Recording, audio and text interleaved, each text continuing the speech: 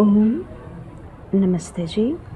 आयुर्वेद संबंधित यह छोटे छोटे बातें हैं, ये हम जानने के प्रयास करेंगे। अजीर्णे भोजनम विषम। जब खाया हुआ भोजन पचा नहीं है, पचने में कठिनाई है, तो इस संदर्भ में ऊपर से फिर से खाना खाना ये विष के समान होता है। जब आहार पच नहीं पा रहा है तो खाना बंद कर देना चाहिए ये, या भूख लगने से हल्का सा लेना चाहिए, लघु पदार्थ, अन्यथा विष हो सकता है। और अर्ध रोगहरि निद्रा, हमारे रोगों में आधा नींद पूरा होने की वजह से रोग नष्ट हो जाते हैं। नींद में हमारे शरीर पूरी तरह से सफाई करती है, जो भी मलिन पदार्थ है शरीर के अंदर वो बाहर फेंकने की प्रयास करती है। रात भर भी शरीर हमारी सफाई जारी रखती है, तो नींद में ये संभव है। इसलिए रोग कारक जो भी पदार्थ है वो नष्ट हो जाते हैं। भग्नास्ति संधान करो रसो नहा, टूटा हुआ हड्डियों को जोड़ने का चिकित्सा में ये लहसुन काम आती है। अति सर्वत्र वर्जयेत, कुछ भी अधिक खाना वर्जित है। ये अधिक लेना भी वर्जित है और अल्प मात्रा में भी लेना भी वर्जित है। कुछ भी हो सम मात्रा में, मध्यम मात्रा में लेना उचित होता है। नास्ति मूलम अनौषधम, जो भी पेड़ पौधे हमें मिल रहे हैं प्रकृति के अंदर, उन सभी में से एक भी पेड़ या एक भी पत्ता, एक भी जड़ निरुपयोग नहीं है। सभी में औषधि छुपा हुआ है, मात्र ये है कि हम उसका ज्ञान नहीं रखते हैं, इतना ही है। इसलिए कोई भी पेड़ पौधा व्यर्थ नहीं है, सभी औषधि के समान हमें उपयुक्त है, उपयोग होते हैं। न वैद्यः प्रभुरायुषः, वैद्य हमारे दीर्घायु के लिए कारण नहीं बन सकते, क्योंकि चिकित्सा के अंदर कुछ ही सीमित होता है और कुछ मरीज़ क्या ले रहे हैं, क्या दिनचर्या हो रही है, क्या खान पान रहन सहन हो रही है, इसके ऊपर ज़्यादातर होता है। और चिकित्सक है ऐसा नहीं ये दीर्घायु जी सकते हैं, ये अधिक देर तक, ऐसा नहीं है। उनके भी अपनी सीमाएं हैं, वो हमसे अधिक ज्ञानवान है, परंतु उनका भी शारीरिक सीमा सबके लिए समान है। और चिकित्सक के अंदर, चिकित्सा के अंदर कुछ सीमा तक ही होता है और बाकी रोगियों के ऊपर भी होता है, वो क्या क्या खाते हैं, क्या क्या रहन सहन होता है। इसलिए दीर्घायु के लिए सब कुछ ध्यान में रखना पड़ता है, केवल चिकित्सक पर निर्भर नहीं होता है। चिंता व्याधि प्रकाशाय, किसी चीज़ की चिंता हमें व्याधि को तीव्रतर करती है और व्याधि को उत्पन्न भी करती है। हर बात पर नकारात्मक सोच और हमारे आत्मविश्वास खो के चिंता करना, ये बहुत दुष्प्रभाव पड़ता है। व्यायामाश्च शनैः शनैः, कुछ भी व्यायाम धीरे धीरे करना चाहिए, एकदम वेग रूप से नहीं करना चाहिए। हमारे शरीर इसके अनुकूल बने, हमारी शक्ति कितना है ये देखते हुए धीरे धीरे चलना पड़ता है। अजावत चर्वणम कुर्यात, कुछ भी खाना हम खाते वक्त बकरी कैसे चबाती है पत्तों को, उसी तरह खूब चबाना चाहिए। इससे क्या होता है, हमारा लार उसमें मिल जाती है और जीर वो पचने में सहायक होता है, आहार पचने में सहायक होता है। स्नानं नाम मनः प्रसादनकरम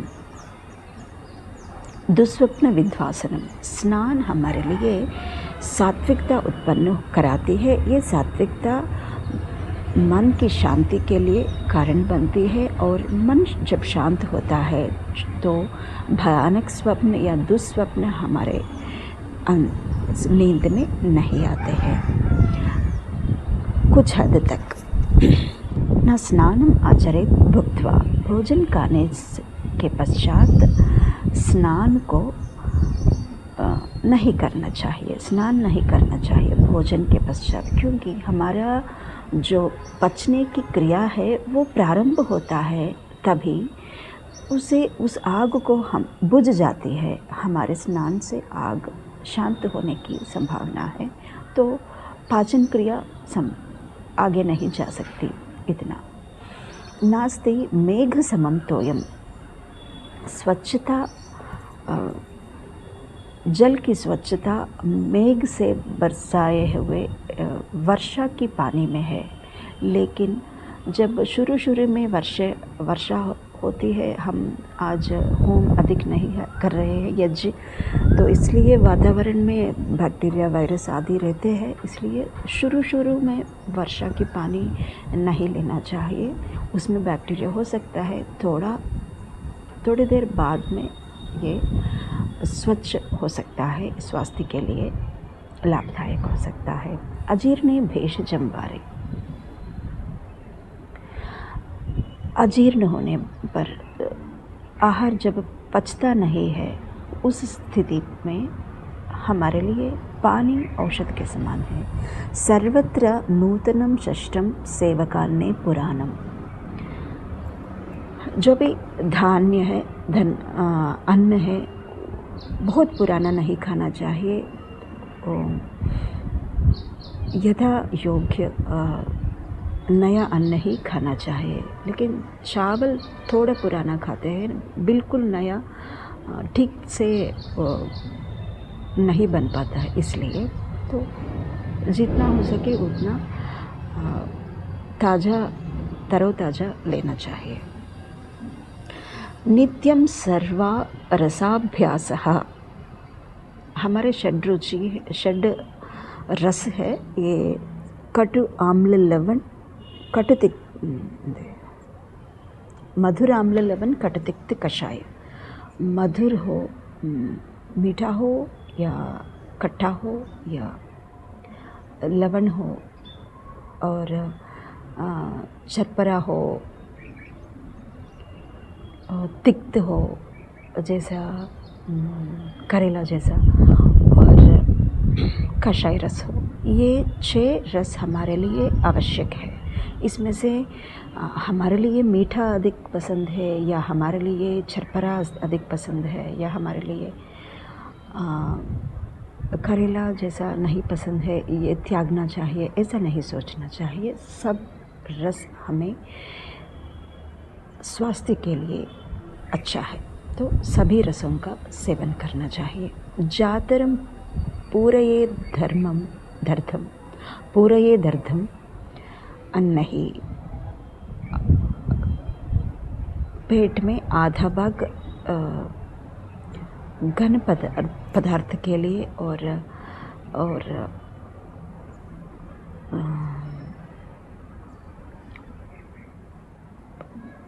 आधा से कम हम द्रव पदार्थ के लिए, और उससे बचा हुआ जो चतुर्थ भाग है वो हमें खाली ही रहने देना चाहिए।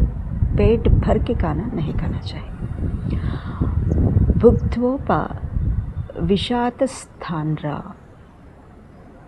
भोजन लेने के बाद खाली नहीं बैठना चाहिए। थोड़ा सा हल्का हमारा शरीर का हिलना जुलना हो जाए तो ऐसा धीमे चल सकते हैं, या कुछ थोड़ा सा शरीर को इधर उधर चला सकते हैं। छोटे काम करने, पूरी तरह से विश्रांत लेने से और भी समस्याएं आती है। इसलिए क्षुत् साधुतां जनयति, जब हमें भूख है तभी आहार भोजन हमारे लिए स्वादयुक्त लगती है, क्योंकि जब भूख ही नहीं है तो खाने की इच्छा ही नहीं होती है, तो इंद्रियां रस लेने की क्षमता भी नहीं रखती है। तो इसलिए पदार्थ अच्छा है, रसीला है, स्वादयुक्त है, तो इसलिए खाएंगे। भूख ना होने पर भी ऐसा नहीं करना चाहिए। भूख होने तक इंतज़ार करके भूख होने के बाद ही आहार ग्रहण करना चाहिए। चिंता जरानां मनुष्याणां, चिंता वृद्धाप्य को, मतलब जरावस्था को लाती है, अधिक वेग रूप से जरावस्था को लाती है चिंता।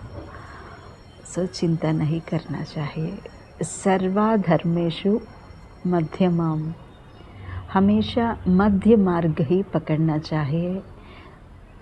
अति नहीं जाना चाहिए, अल्प नहीं जाना चाहिए, उस छोर अधिक नहीं जाना चाहिए, इस छोर अधिक नहीं जानिए। बिल्कुल मध्य मार्ग अपनाने से स्थितियाँ हमारे काबू में रह सकते हैं।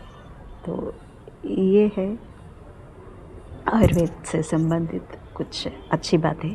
धन्यवाद जी, नमस्ते।